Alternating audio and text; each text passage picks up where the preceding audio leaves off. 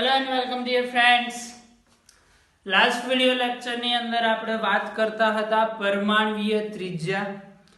પરમાણ્વીય ત્રિજ્યાના પ્રકાર વિશે જોયું હતું અને એની પહેલા કઈ રીતે નવા શોધાતા તત્વોનું આઈયુપીએસસી દ્વારા જનરલ નેમ આપવામાં આવે છે, નામકરણની એક સિસ્ટમ જોઈ હતી.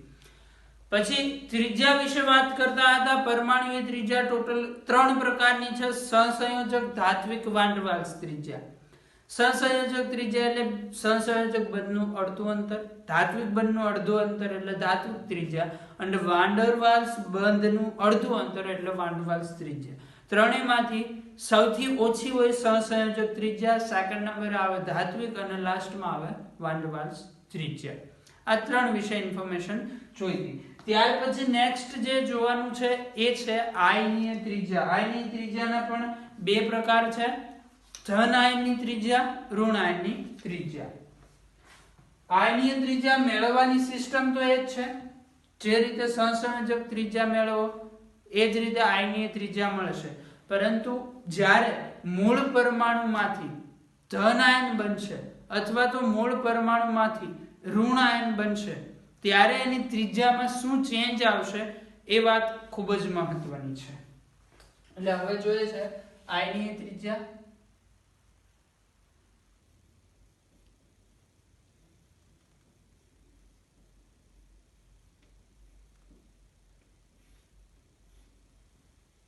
આયનીય ત્રિજ્યા માટે સમજવા માટે આપણે એક એક્ઝામ્પલ તરીકે પરમાણુ A લઈએ છીએ.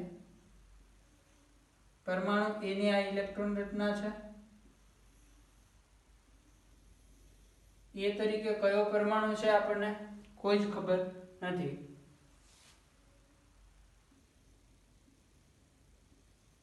પાંચ ઇલેક્ટ્રોન લઈએ છીએ.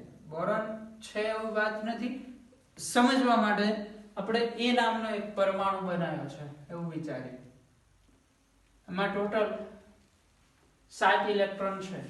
એટલે આના કેન્દ્રમાં પ્રોટોનની સંખ્યા પણ કેટલી હશે? 7. અને ઇલેક્ટ્રોન કેટલા છે? 1 2 3 4 5 6 7. હવે આની અંદર તમે વિચારો તો શું થતું હશે? કેન્દ્રના 7 પ્રોટોન કક્ષાના 7 ઇલેક્ટ્રોનને પોતાની તરફ ખેંચતા હોય. ઇલેક્ટ્રોન અને પ્રોટોન વચ્ચે કયું બળ જોવા મળે? આકર્ષણ બળ. કારણ કે પ્રોટોન ધન વીજભારિત કણ છે, ઇલેક્ટ્રોન ઋણ વીજભારિત કણ છે, બંને વચ્ચે આકર્ષણ બળ જોવા મળશે.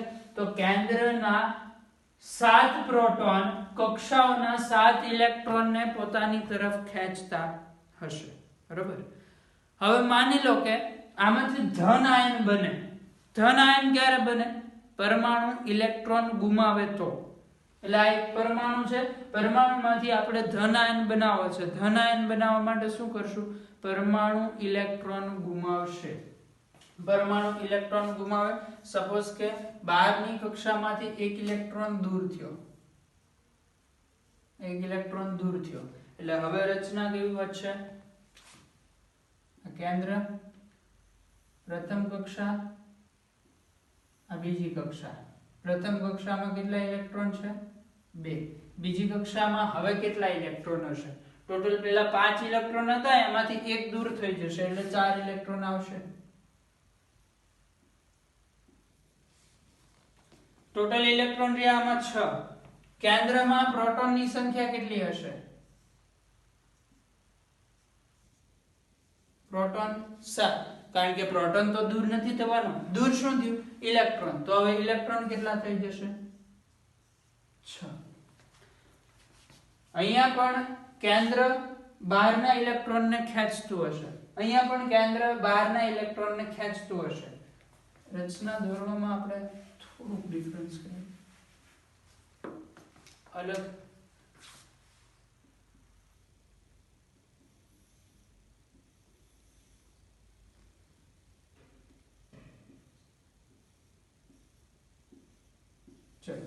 અહીંયા પણ કેન્દ્ર છે, બહારના ઇલેક્ટ્રોનને ખેંચતું હશે. આમાં પણ કેન્દ્ર છે, બહારના ઇલેક્ટ્રોનને ખેંચતું હશે. આન્સર તમારે આપવાનો છે બંને કેસમાંથી કયા કેસની અંદર કેન્દ્રનું ઇલેક્ટ્રોન પ્રત્યેનું આકર્ષણ બળ વધારે હશે. ઓબ્વિયસલી અહીંયા જોવાનું છે ને, અહીંયા આકર્ષણ બળ વધારે હોય. શું કામ? કારણ કે અહીંયા ખેંચવા વાળા 7 જણા છે અને સામે ઇલેક્ટ્રોન પણ 7 છે. બીજા ગેસની અંદર ખેંચનારા 7 છે, પરંતુ હવે ઇલેક્ટ્રોન ઘટી ગયા છે. 7 પ્રોટોન ને થઈને 6 ઇલેક્ટ્રોન ને ખેંચવાના છે. તો અહીંયા જે પ્રોટોન ખેંચ છે, પ્રોટોનની ક્ષમતા હશે એ વધી ગઈ હશે. બરોબર? અહીંયા કરતા અહીંયા આકર્ષણ બળ વધારે જોવા મળશે, કારણ ઇલેક્ટ્રોન ઘટી ગયા છે પણ પ્રોટોન તો એટલા ને એટલા છે ને. અહીંયા 7 પ્રોટોન ને 7 ઇલેક્ટ્રોન ખેંચવાના હતા. અહીંયા પ્રોટોન 7 છે એટલે કામ કરવા વાળા એટલા ને એટલા, પરંતુ કામ ઓછું થઈ ગયું. કામ ઓછું થઈ જાય તો કામ ઝડપથી પચશે, એટલે અહીંયા આકર્ષણ બળ વધારે હશે. તો હવે વિચારો કે આ જે ઇલેક્ટ્રોન છે કક્ષાના, એને ખેંચવામાં આવે, આકર્ષણ બળ વધી જાય તો ઇલેક્ટ્રોન શું થશે? નજીક આવશે. અને ઇલેક્ટ્રોન નજીક આવે તો આ જે પરમાણુની સાઈઝ હતી એમાં શું થશે? ઘટાડો. કારણ કે ઇલેક્ટ્રોન નજીક આવી ગયા, પરમાણુની સાઈઝ ઘટી જશે. પરમાણુની સાઈઝ ઘટે તો ત્રિજ્યા ઘટવાની છે ને. અહીંથી આ સુધીનું અંતર અહીંયા વધારે હશે, અહીંયા અંતર ઓછું હશે. તો જ્યારે પણ તટસ્થ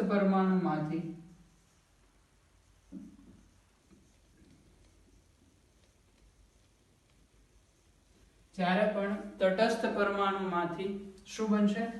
ધન આયન બને, અથવા તો કેટાયન પણ કહેવાય, બને, ત્યારે ઇલેક્ટ્રોન ઘટશે. તેથી કેન્દ્ર મીન્સ કે પ્રોટોનનું આકર્ષણ બળ વધશે.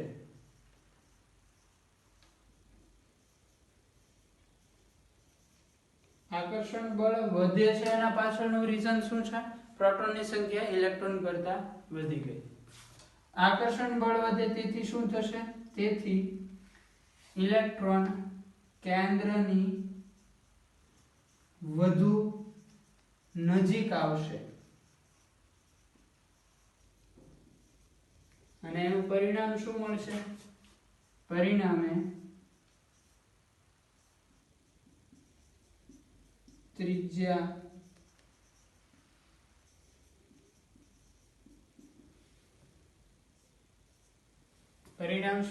ત્રિજ્યા ઘટે. એટલે જ્યારે પણ પરમાણુમાંથી ધન આયન બને છે ત્યારે એની ત્રિજ્યા ઘટતી હશે. એટલે અહીંયા આપણે એવું કહી શકીએ, આ એક તટસ્થ પરમાણુ A છે, એની ત્રિજ્યા એટલે R A થી દર્શાવીએ.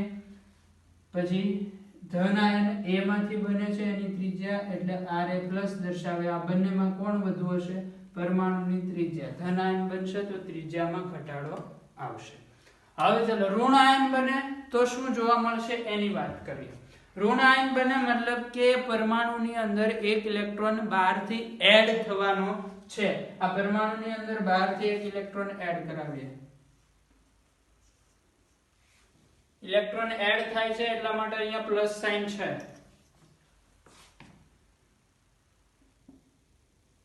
આ કેન્દ્ર પ્રથમ કક્ષા, આ છે બીજી કક્ષા. અહીંયા ઇલેક્ટ્રોન 2 હતા એમને. બીજી કક્ષામાં 5 ઇલેક્ટ્રોન હતા, એમાં એક ઇલેક્ટ્રોન વધારે આવ્યો એટલે હવે ઇલેક્ટ્રોન થઈ જશે 6.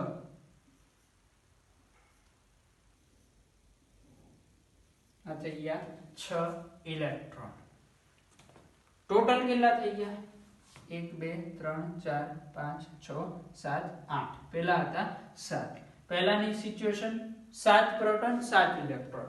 હવેની સિચ્યુએશન શું છે? પ્રોટોન 7 ના 7. પ્રોટોન તો કઈ વધારે આવવાનું નથી. ઇલેક્ટ્રોન કેટલા થઈ ગયા? 8.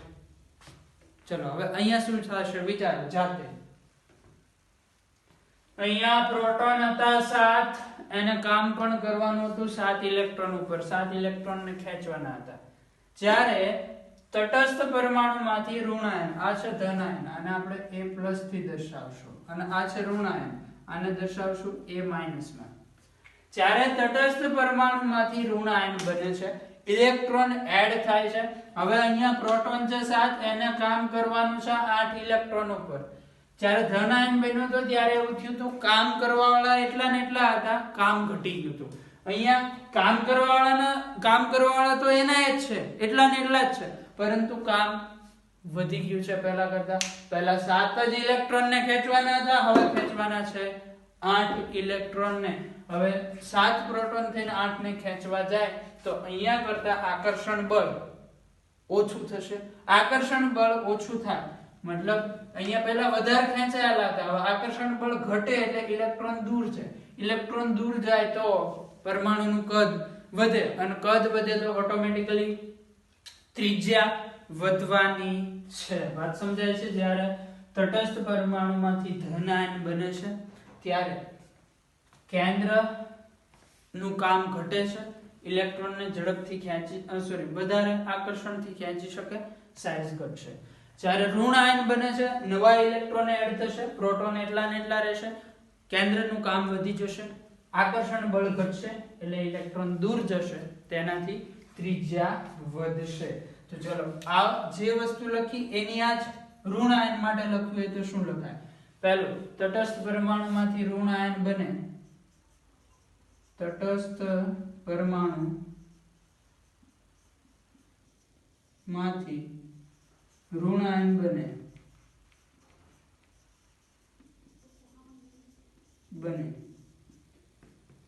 ત્યારે ઇલેક્ટ્રોન વધશે. પછી આગળ કેન્દ્રનું આકર્ષણ બળ ઘટશે. કેન્દ્ર એટલે પ્રોટોનનું આકર્ષણ બળ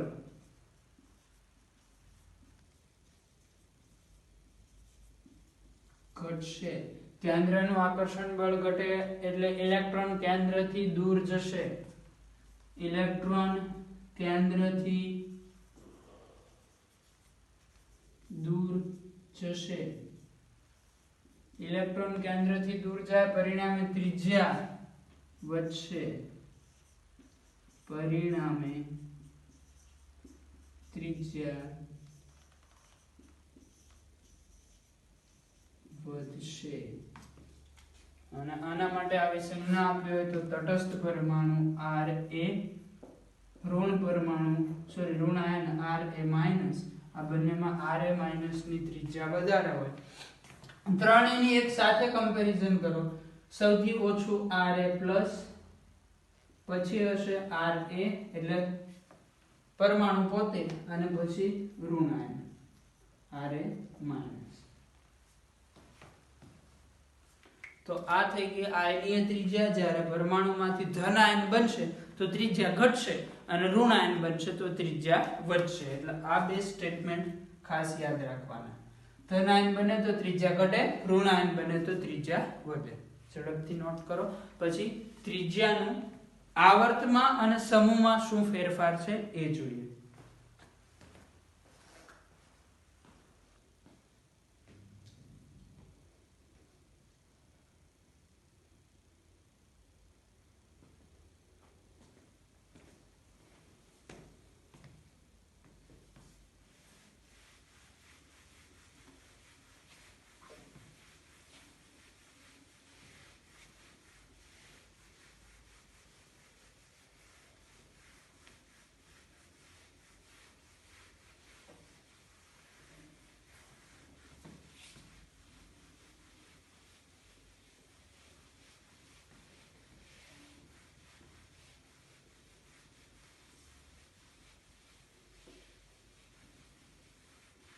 ત્યાર પછી જોવાનું છે પરમાણ્વીય ત્રિજ્યાનું આવર્તીય વલણ. એટલે એક જ આવર્તમાં જ્યારે તમે ડાબી બાજુથી જમણી બાજુ આવર્ત કોષ્ટકમાં જતા જાવ ત્યારે શું થશે.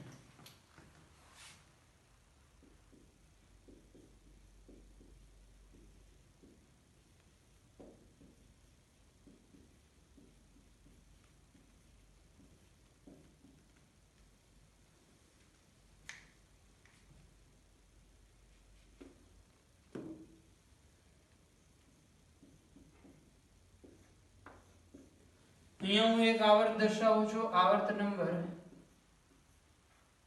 2. આવર્ત નંબર 2 નું પ્રથમ તત્વ લિથિયમ, બીજું તત્વ બેરિલિયમ, પછી ડી બ્લોક ખાલી, પછી boron, carbon, nitrogen, oxygen, fluorine. Neon નથી લખતો હમણાં. એક જ આવર્તમાં જ્યારે તમે ડાબી તરફથી જમણી તરફ જાઓ છો, આ લેફ્ટ સાઈડ છે આવર્ત કોષ્ટકની અને આ છે right side. Left to right, ડાબીથી જમણી તરફ જાઓ ત્યારે પરમાણુય ત્રિજ્યામાં શું જોવા મળશે એની વાત. તો અહીંયા લિથિયમ છે, લિથિયમનો પરમાણુ ક્રમાંક 3 છે, બેરિલિયમનો પરમાણુ ક્રમાંક 4 છે, બોરોનનો પરમાણુ ક્રમાંક 5 છે, કાર્બન 6, 7, 8, 9. આ રીતે જેમ જેમ લેફ્ટ ટુ રાઈટ જાઓ છો એમ પરમાણુય ક્રમાંક શું થાય છે? વધે છે. હવે પરમાણુય ત્રિજ્યાને અસર કરતા પરિબળ, એમાં 2 પરિબળ આવશે. ખૂબ જ ધ્યાનથી સમજજો આ વાત. આનો થોડો ઘણો પોર્શન અથવા તો આને લગતા કોન્સેપ્ટ આપણે આગળ સ્ક્રીનિંગ અસર એવા નામથી ભણવાના છે. પરમાણુય ત્રિજ્યાને અસર કરતા પરિબળ.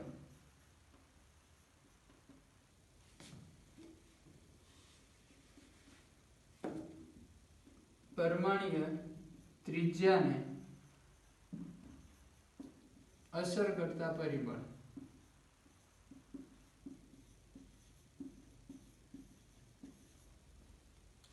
આમાં પહેલું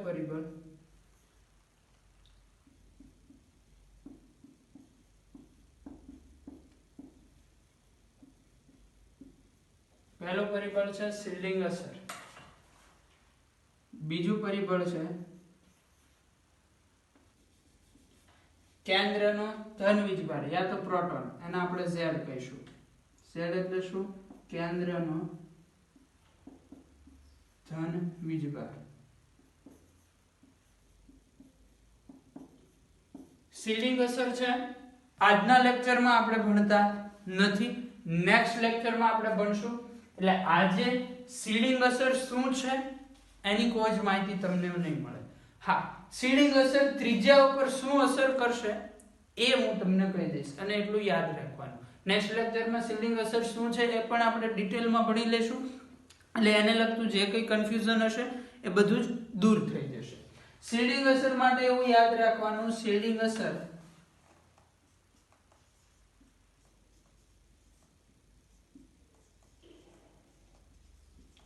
ચલે છે પરમાણુય ત્રિજ્યા. એટલે શિલ્ડિંગ અસર જેટલી વધારે એટલી પરમાણુય ત્રિજ્યા વધારે. શિલ્ડિંગ અસર જેટલી ઓછી એટલી પરમાણુય ત્રિજ્યા ઓછી. જો તમે એવું વિચારવા જશો, આવર્તમાં જ્યારે લેફ્ટ ટુ રાઈટ જાય ને એટલે પરમાણુય ત્રિજ્યા ઘટે. એનું રીઝન છે અહીંયા પ્રોટોન 3 છે, 4 છે, 5 છે. આમ જાઓ પ્રોટોન એટલે કેન્દ્રનો ધન વીજભાર વધતો જાય છે. ધન વીજભાર વધે તો આકર્ષણ વધે, એના લીધે ત્રિજ્યા ઘટશે. એવો કોન્સેપ્ટ આપણે હમણાં ડિટેલમાં સમજાવું છું. હવે તમે એવું વિચારો કે જેમ જેમ લેફ્ટ ટુ રાઈટ જઈએ છે એમ ઇલેક્ટ્રોનની સંખ્યા પણ વધવાની છે. તો તમે એવું વિચારશો તો ત્યાં તમે ખોટા પડશો, કારણ કે ઇલેક્ટ્રોનની સંખ્યા પરમાણુ ત્રિજ્યા ઉપર ઇફેક્ટ કરશે નહીં. પરમાણુ ત્રિજ્યાને ખાસ ઇફેક્ટ કરતું પરિબળ છે શિલ્ડિંગ અસર, અને લેફ્ટ ટુ રાઈટ શિલ્ડિંગ અસર કોઈ કામ આપવાની નથી. બરાબર? આવો ડિટેલમાં સમજીએ એટલે કન્ફ્યુઝન બધું નીકળી જશે. ચિંતા કરવાની કોઈ જરૂર નથી. અત્યારે ખાલી આપણે યાદ રાખશું શિલ્ડિંગ અસર ચલે છે પરમાણુ ત્રિજ્યા. શિલ્ડિંગ અસર જેટલી વધારે એટલી પરમાણુ ત્રિજ્યા વધારે. અને Z માટે યાદ રાખશું Z ચલે છે 1/, પરમાણુ ત્રિજ્યા. મતલબ Z જેટલો વધારે એટલી પરમાણુ ત્રિજ્યા ઓછી. બે એકબીજાના વ્યસ્તમાં હોય. Z વધે તો ત્રિજ્યા ઘટે, Z ઘટે એટલે ત્રિજ્યા વધે. પરિબળ બે કીધા, કયા કયા? પહેલું શિલ્ડિંગ અસર, શિલ્ડિંગ અસર વધારે ત્રિજ્યા વધારે. બીજું પરિબળ શું છે? કેન્દ્રનો ધન વીજભાર. કેન્દ્રનો ધન વીજભાર વધારે, પરમાણુ ત્રિજ્યા ઓછી. આ સિવાય અંતર પણ ઇફેક્ટ કરતું હોય છે. આને તમે આકર્ષણના સ્વરૂપમાં પણ લઈ શકો. એટલે આ બે પરિબળ યાદ રાખશો. હવે આમાંથી આવર્તમાં લેફ્ટ ટુ રાઈટ જઈએ એમ શું થશે એ આપણે આ બેના એક્ઝામ્પલથી સમજીએ. લિથિયમ છે, લિથિયમની અંદર ઇલેક્ટ્રોન હશે 3, પ્રોટોન પણ હશે આમાં 3, એટલે આના માટે Z3 છે એવું કહી શકાય. લિથિયમ માટે શું કહી શકાય? Z બરાબર 3. લિથિયમ પછી શું આવે છે? બેરિલિયમ. બેરિલિયમ માટે પહેલી કક્ષા, આ બીજી કક્ષા. ઇલેક્ટ્રોન હશે 4, 2, 2 અને Z બરાબર હશે 4. આવર્ત માટે યાદ રાખવાનું છે, આવર્તમાં લેફ્ટ ટુ રાઈટ જાવ એમ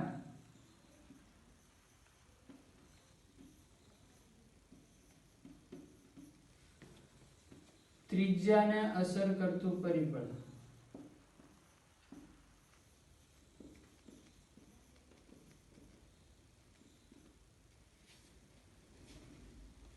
આવર્ત માટે ત્રિજ્યાને અસર કરતું પરિબળ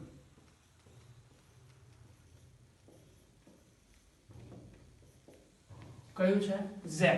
એટલે આવર્તમાં જ્યારે લેફ્ટ થી રાઈટ તરફ જશો ત્યારે ત્રિજ્યા માત્ર ને માત્ર આપણે કોના ઉપરથી જોઈશું?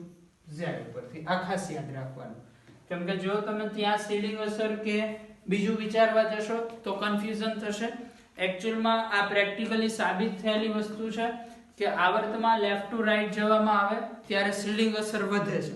સીલિંગ અસર વધે તો પરમાણ્વીય ત્રિજ્યા વધશે. બરાબર? આ જો સમજો ધ્યાનથી, આવર્તમાં જ્યારે આપણે લેફ્ટ ટુ રાઈટ જઈએ એમ સીલિંગ અસર વધે છે. હું તમને એવું કહું, પહેલા પોઈન્ટ ઉપરથી સીલિંગ અસર વધે એમ પરમાણ્વીય ત્રિજ્યા વધશે.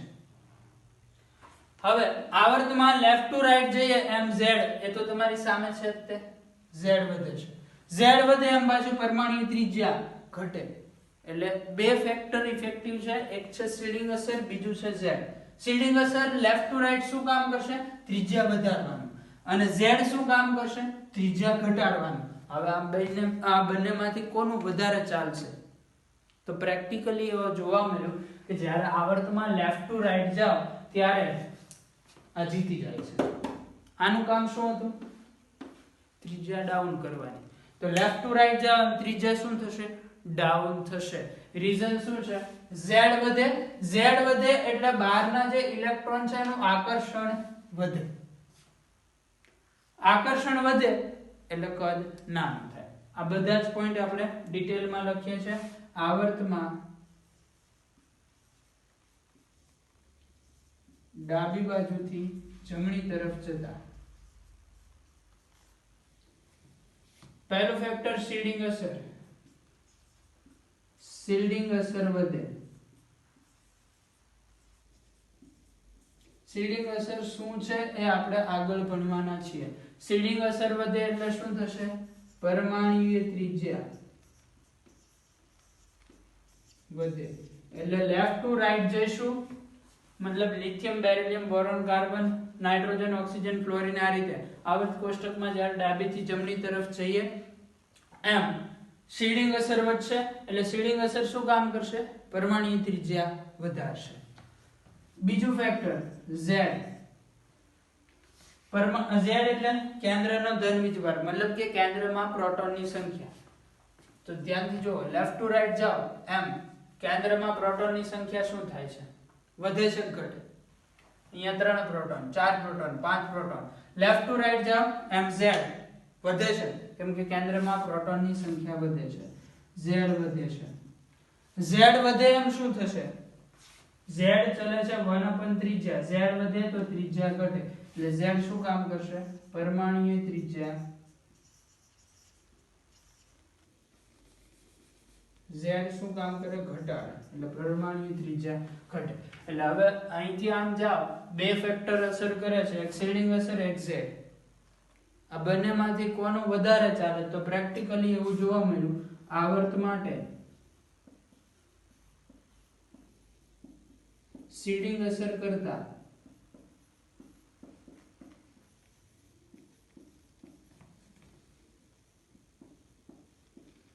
ઝેડ ની અસર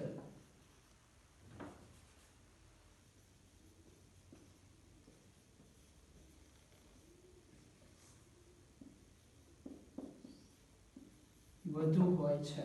હવે z ની અસર વધુ હોય તો z શું કામ કરશે? પરમાણ્વીય ત્રિજ્યા ઘટાડવાનો. શિલ્ડિંગ અસરની સાઈડમાં કાઢી નાખશે. બે વચ્ચે ઝઘડો થશે. શિલ્ડિંગ અસર એમ કહેશે હું પરમાણ્વીય ત્રિજ્યા વધારીશ, z એમ કહેશે હું ઘટાડીશ. બે વચ્ચે ઝઘડો થાય. z વધારે શક્તિમાન છે, શિલ્ડિંગ અસરને હરાવી દે. મતલબ હવે z નું હાલવાનું છે. z શું કામ કરવાનું? પરમાણ્વીય ત્રિજ્યા ઘટાડશે. એટલે યાદ રાખવાનું, જ્યારે પણ આવર્ત કોષ્ટકમાં લેફ્ટ ટુ રાઈટ, ડાબી બાજુથી જમણી બાજુ એક જ આવર્તની અંદર જવામાં આવે ત્યારે પરમાણ્વીય ત્રિજ્યા ઘટશે. ખૂબ જ ઇમ્પોર્ટન્ટ પોઈન્ટ. આવર્ત કોષ્ટકમાં એક જ આવર્તમાં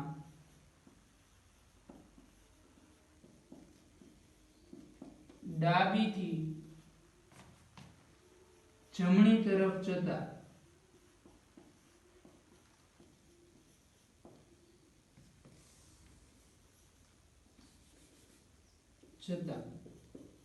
પરમાણ્વીય ત્રિજ્યા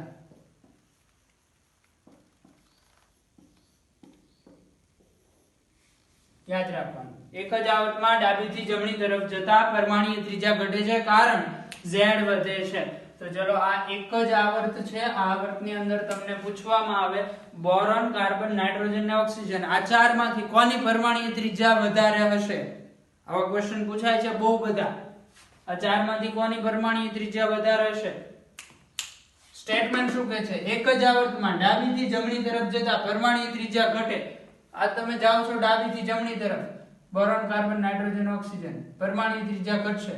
મતલબ સૌથી વધારે આ ચારની વાત કરો તો બોરોનની ત્રિજ્યા, પછી કાર્બન, પછી નાઇટ્રોજન, પછી ઓક્સિજન. ઓપોઝિટ ક્વેશ્ચન પણ પૂછાઈ શકે, કોની ત્રિજ્યા સૌથી ઓછી આ ચારમાંથી? તો આવે ઓક્સિજન. 1 2 3 4 આ ચારની કમ્પેરિઝન પણ પૂછે. આના પછીનો આવર્ત નંબર 3 પણ પૂછે. ક્વેશ્ચનમાં તમને આવર્તને આવું આખું લખીને નહીં આપે, ક્વેશ્ચન ખાલી આટલો જ હશે.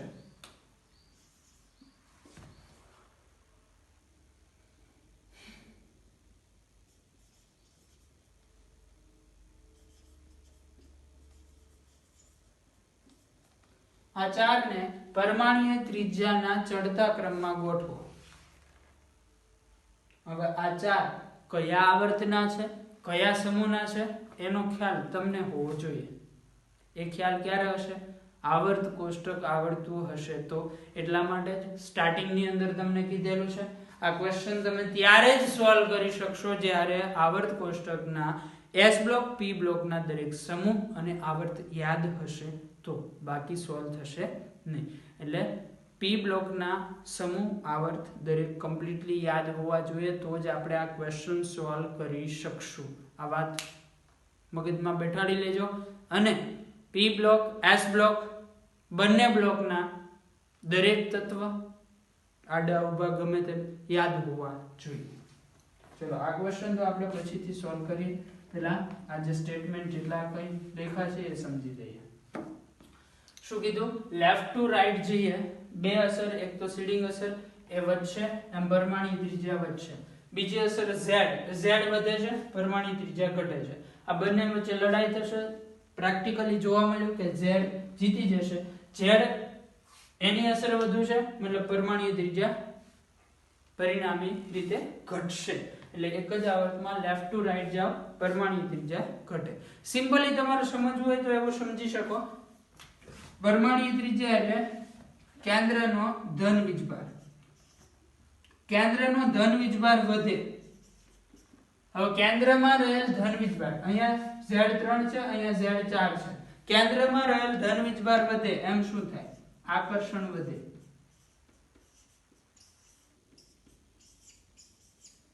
કેન્દ્રનો ધન વીજભાર વધે એમ આકર્ષણ વધે. આ બંને ગેસ લિથિયમ બેરિલિયમ, આ બંનેમાંથી શેમાં આકર્ષણ વધારે હશે? Z બરાબર 4 માં જેમ ધન વીજભાર વધુ એમ આકર્ષણ વધુ, અને આકર્ષણ વધે એમ શું થાય? કદ નાનું થાય ને, જેમ આકર્ષાય એમાં કદ નાનું થતું જાય. એટલે આમાં આકર્ષણ વધારે છે તો આમાં ઇલેક્ટ્રોન નજીક નજીક આવી જાય, તો આ બંનેમાંથી કદ કોનું નાનું હોય? બેરિલિયમનું.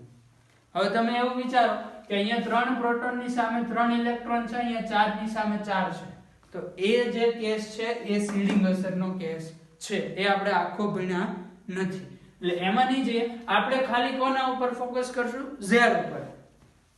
લેફ્ટ ટુ રાઈટ જાવ, Z વધે છે, આકર્ષણ વધે. આકર્ષણ વધે તો કદ ઘટવાનું છે. એટલે આકર્ષણ વધે એમ શું કહી શકીએ? આગળ આપણે પરમાણુય ત્રિજ્યા ઘટે.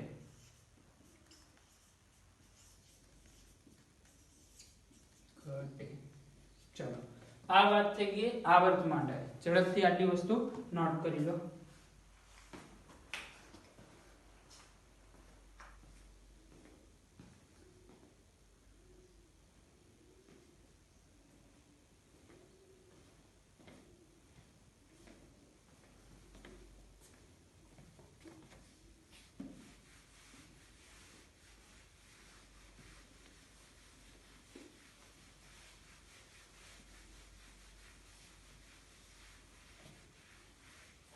So एक क्वेश्चन समझी ले जे हमने जो है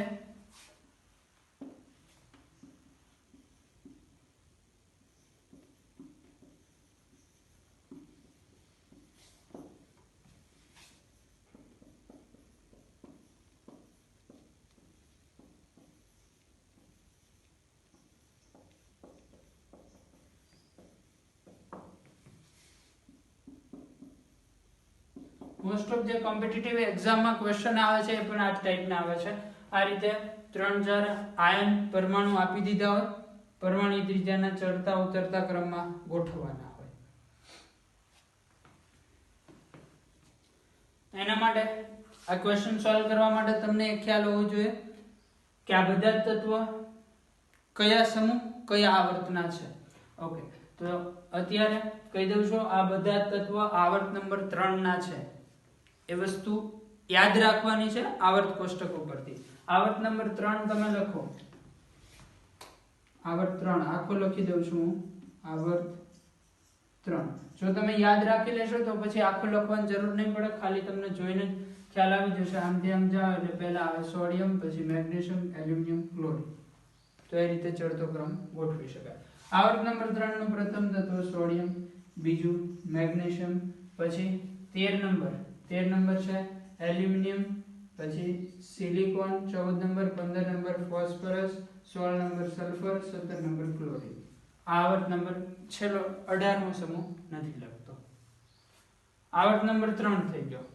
પરમાણુ ત્રિજ્યાના ચડતા ક્રમમાં લેફ્ટ ટુ રાઈટ જાવ, શું થાય? પરમાણુ ત્રિજ્યા ઘટે. ચડતો ક્રમ એટલે ઓછું હોય એને પહેલા લખવાનું. આ 4 માંથી સૌથી ત્રિજ્યા ઓછી કોની હશે? ક્લોરીન.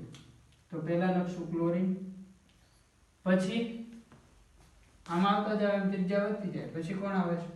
એલ્યુમિનિયમ, પછી આવશે મેગ્નેશિયમ અને લાસ્ટમાં આવશે સોડિયમ. તો આ રીતે આ ક્વેશ્ચન સોલ્વ થશે. ઝડપથી લખી નાખો.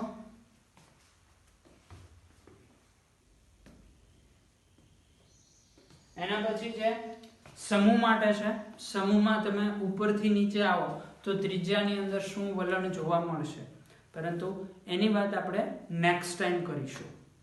અત્યારે નાની અમથી વાત સમ ઇલેક્ટ્રોનીય સ્પીસીઝ ની કરી લઈએ. નોટ કરી લેજો, જો બાકી હોય તો વિડિયો સ્ટોપ કરી.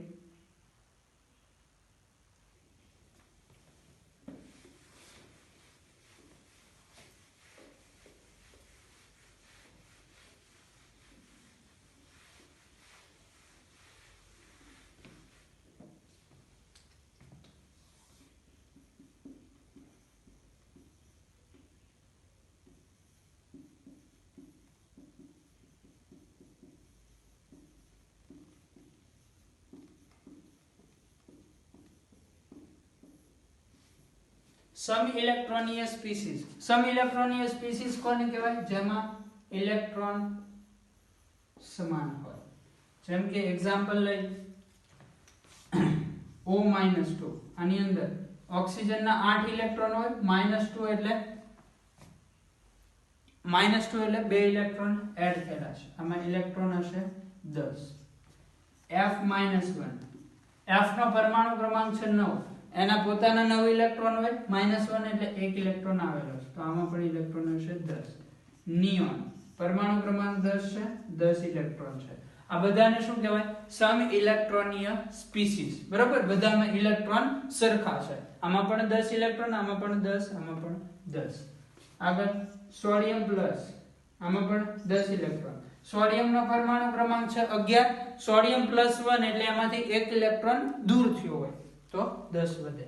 આગળ Mg+2, Mg નો પરમાણુ ક્રમાંક 12 છે, એના પોતાના 12 ઇલેક્ટ્રોન હોય, +2 છે મતલબ એમાંથી 2 ઇલેક્ટ્રોન દૂર થયા છે, તો આમાં પણ 10 ઇલેક્ટ્રોન હશે. આ બધી જ સ્પીસીસ કેવી છે? સમ ઇલેક્ટ્રોનીય સ્પીસીસ. હવે આના પ્રોટોનની વાત કરીએ. આમાં પ્રોટોન 8, આમાં 9, આમાં 10, 11, 12. દરેકમાં તમે જોશો ઇલેક્ટ્રોન સમાન છે, પ્રોટોન અલગ અલગ છે. હવે જો આને પરમાણુય ત્રિજ્યા જ્યારે પણ સમ ઇલેક્ટ્રોનીય સ્પીસીસ આપ્યું હોય ત્યારે ખાસ યાદ રાખવાનું, પરમાણુય ત્રિજ્યાનો ઓર્ડર નક્કી કરવા માટે તમારે આવર્ત કે સમૂહમાં ચેક કરવાનું નથી. સમ ઇલેક્ટ્રોનીય સ્પીસીસ માટે યાદ શું રાખશું? સમ ઇલેક્ટ્રોનીય સ્પીસીસ માટે Z વધુ તેમ